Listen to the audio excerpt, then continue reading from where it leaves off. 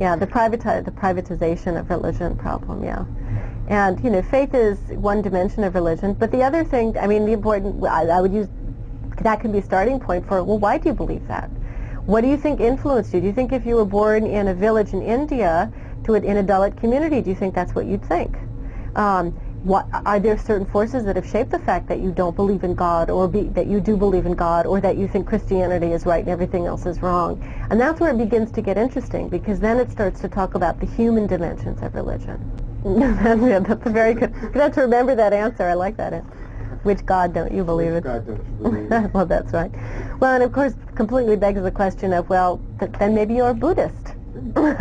Maybe you're a kind of Buddhist. Right. Or maybe you're a secular humanist. But there's a lot of resemblance between secular humanism and certain forms of religion.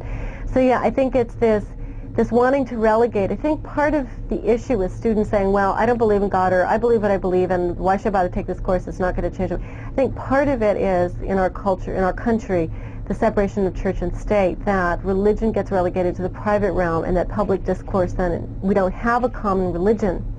But the fact is that we have a common set of facts and data to work with about the world and how the world functions, and religion is part of that set of data.